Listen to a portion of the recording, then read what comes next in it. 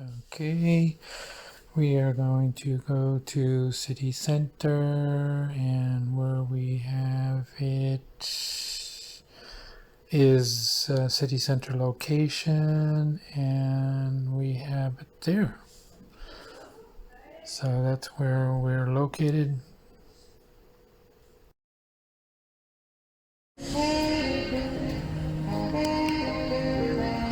Okay, so I'm just going to take one to see how it goes.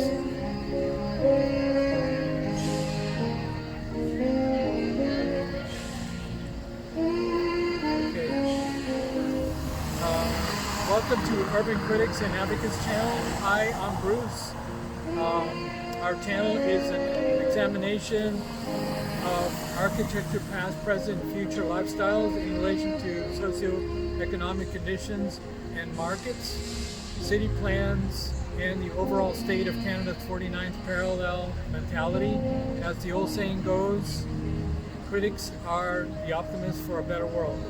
So as you can hear, we're at City Central Center in Metro Downtown Surrey Central.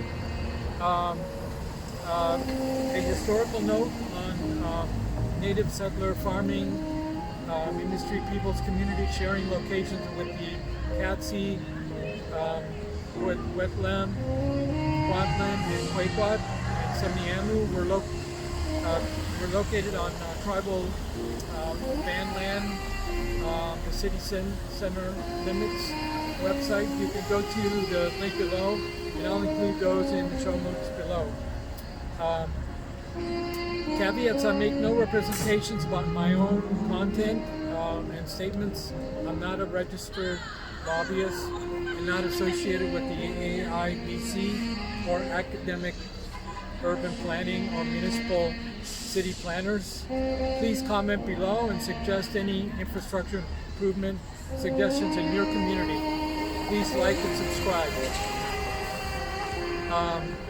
So we live in Surrey, which is, I guess, the future. As they say, you're living in the future, living in Surrey, but actually we're in the past. And that's what's going on here in Surrey. So one of the issues is, will there be cohesion under the pandemic? So let me describe several issues in the local Surrey community. The issue we are under is a simple one. Let me mention natalism, basically the attitude or policy of favoring and encouraging population growth. So why are birth rates important? Mostly birth rates build families, families build communities, communities build cities, and cities build an urban Canadian culture. Statistically, currently we do not witness this situation in our urban living and lifestyle circumstances.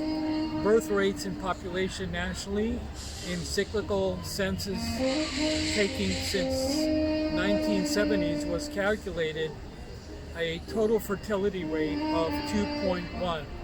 That's the baseline for replenishing your population.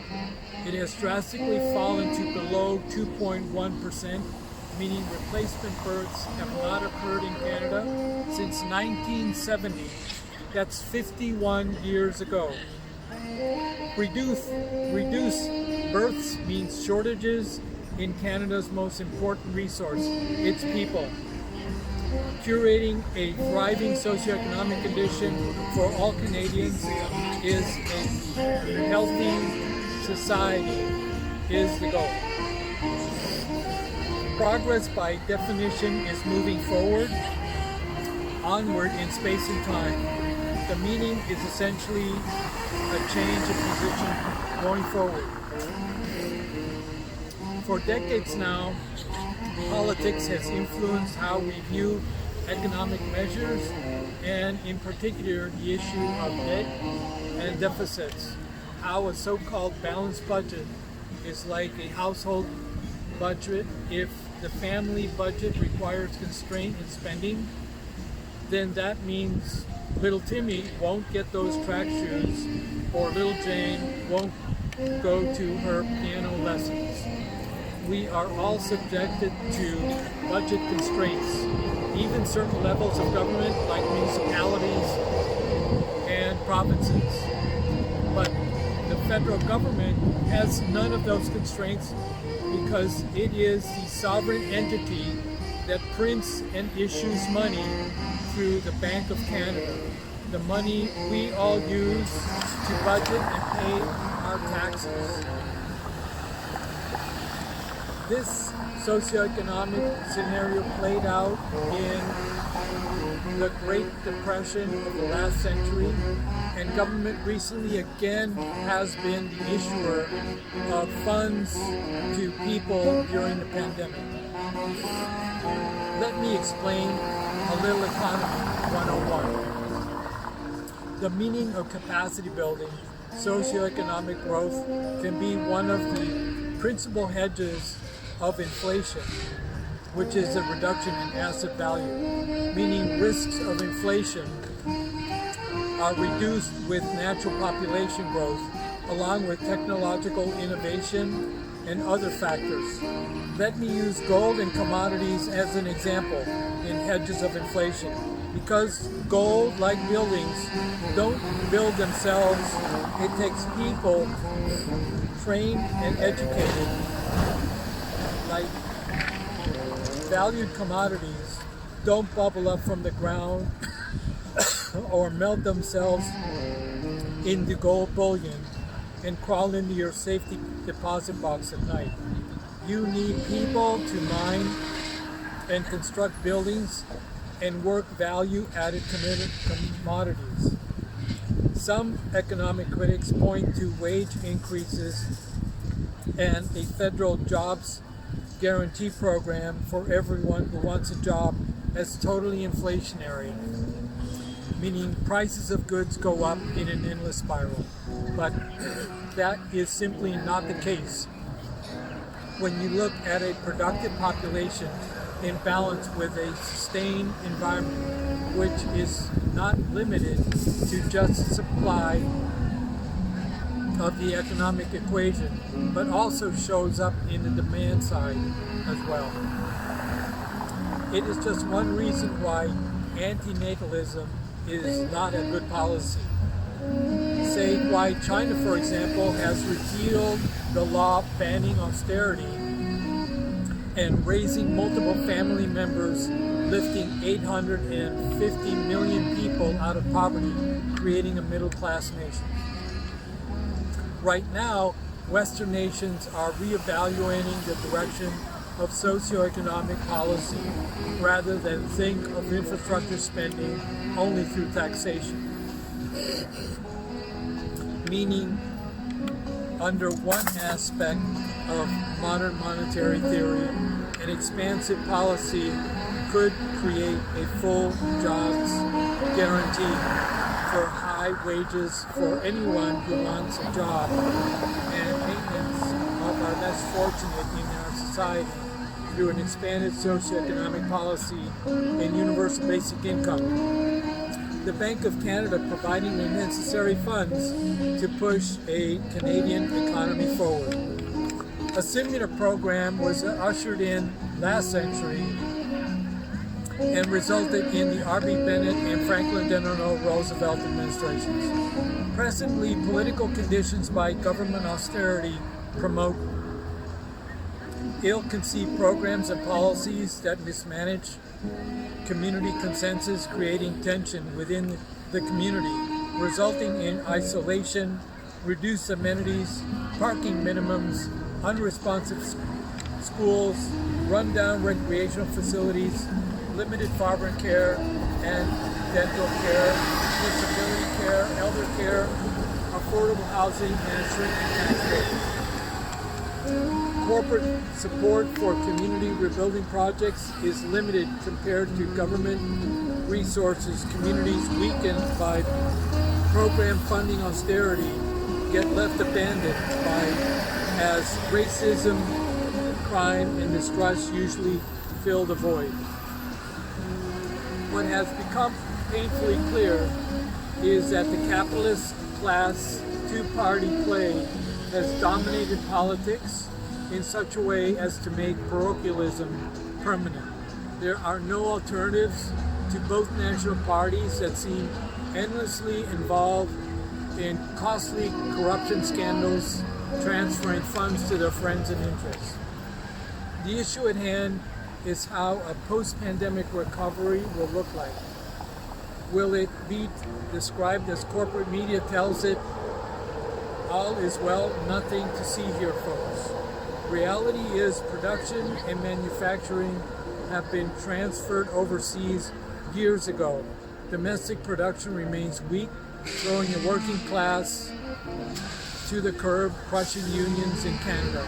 According to StatsCan, which began measuring unionization rates of union members, has fallen from 37.6% in 1981 to 28% in 2014. Both young men and women have suffered a de-unionization and low rates of cooperative and collectivized formation of business and industry in Canada. It is clear employee participation on company boardrooms is discouraged. This is indicative of an oligarchy in firm control, placing their interests above the nation's primary economic interests. The other important issue is adequate affordable housing. In Surrey, urban political environment currently, groups have begun to actively recruit to lobby for pro and anti-immigration groups who want to influence government policy. The Red Parade, nonwhiteguilt.com, or influence projection by political parties under self-absorbed cronyism in parties like BC Liberals, BC NDP, Centralist Parties of Canada, or the National Citizens Alliance Party, besides the four national LPC and CPC two-party duopoly that are forever ruling us. The issue is, for over 50 years since the end of the Cold War, neoliberal politics has overpowered the interests of the nation state in favor of the 1% wealthy capitalist class. Historically, Surrey First, a civic political organization founded by Diane Watts, a so-called nonpartisan civic organization, members to which were elected by a majority to City Council in 2008. So let's discuss city plan under the Safe Surrey Coalition City Council and Mayor McCallum. These plans have never been fully implemented year after year, especially under the current debate, funding changes in police forces in the city. Just look at the city's economic investment action plan. It only really benefited a corporate development plan for a high rent district. Where do you see an affordable housing plan to alleviate homelessness, which currently politicians tend to ignore or obfuscate? Central city plans have been floated since 1991, before voters near election time. It's a nice ploy to attract voters to their side, but they just keep getting clawed back and swept under the rug, out of sight, especially where they are just too ill-conceived in aggregating dollars for developer consortiums that are just built on building up high-price densities such as Vancouver Central, Burnaby Metrotown, or Wellington, with ultra-high rise buildings, or even the malls at Coquitlam, multi-story, high-density residential luxury condos blocks running rife with gentrification. One criticism I have is the lack of use of incentive-type zoning, where planning urged by the city to developers to make basic costs technically acceptable by bid proposals and the use of more citizen-based urban planning by civic assembly councils, by independent survey and analysis, planning by citizens themselves, offering design inputs for zoning. We favor a much more democratic participatory method for city planning, for housing without debates of the past with regards to NIMBYism, emergency housing density, family supportive housing near children's schools. We need that type of housing, daycare, gyms, ice rink, pools, and community recreational areas. Reading the Surrey Central City Plan by career politicians, it's obvious to anyone that its goals are to stack up as many high-rise buildings as possible. City leaders favor plans for a density-driven city center plan without adequate supportive services such as Vancouver City version 2 for Surrey City. Homelessness has been overwhelming. We are in a period of unprecedented crisis in affordable housing. Our political leadership is dismissive on the speculative marking housing issue.